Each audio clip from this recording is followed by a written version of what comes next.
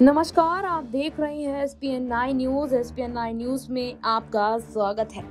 गजल और संगीत की दुनिया से ताल्लुक रखने वाले बॉलीवुड के शानदार गायक पंकज उधास हमारे बीच नहीं रहे। चांदी जैसा रंग है तेरा, ना कजरे की धार, आदमी खिलौना है जैसे तमाम सुपरहिट गाने और गजल दे चुके पंकज उधास को लंबी बीमारी की वजह से निधन हो गया। 17 मई 1991 को जन्मे पंकज 72 साल के थे।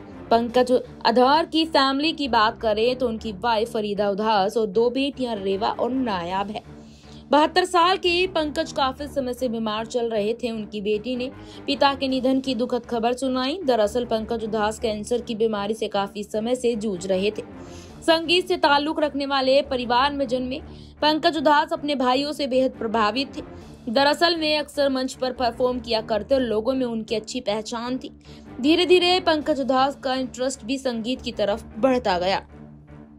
भारत चीन युद्ध के दौरान संकट के समय स्टेज पर पहली बार परफॉर्म बताया जाता कि गजल के मंच और गाने से उनका परिचय उनके बड़े भाई मनहर उधास ने कराया था। उन्होंने भारत चीन युद्ध के दौरान संकट के समय स्टेज पर पहली बार परफॉर्म किया था।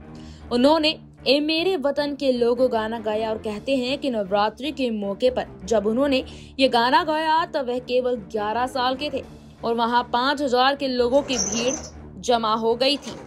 बताते चले आपको कि खास गीत कवि प्रदीप ने लिखे थे। उन्होंने भावुक समय के दौरान ये गीत गाया था।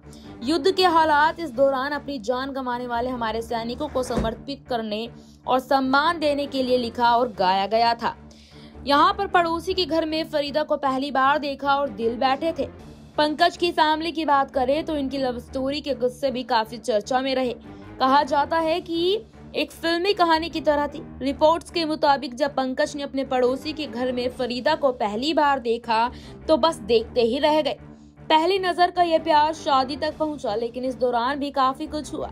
तब पंकज ग्रेजुएशन कर रहे थे और फरीदा एरोस्टेस थी। दोनों में दोस्ती हुई और फिर वे मिलने जुलने लगे। धीरे धीरे वे एक दूसरे के करीब आ गए थे।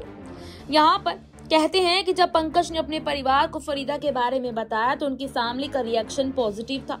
हालांकि फरीदा पारसी कम्युनिटी से थी, बस इसीलिए उनके पेरेंट्स को ऑब्जेक्शन था। दरअसल उनकी कम्युनिटी में जाति से बाहर शादी करने पर पाबंदी थी, लेकिन पंकज और फरीदा ने तय किया कि शादी पेरेंट्स के आशीर्वाद के बाद ही करेंगे। फिर पंकज फरीदा के पिता से मिले जो रिटायर्ड पुलिस ऑफिसर थे। फाइनली दोनों को शादी के लिए परमिशन मिल गई। दोनों दो बेटियों नायाब और रेवा के पेरेंट्स बने। इस रिपोर्ट पर आपकी क्या राय है, कमेंट बॉक्स में बताएं और देखते रहिए SPN9 न्यूज। धन्यवाद।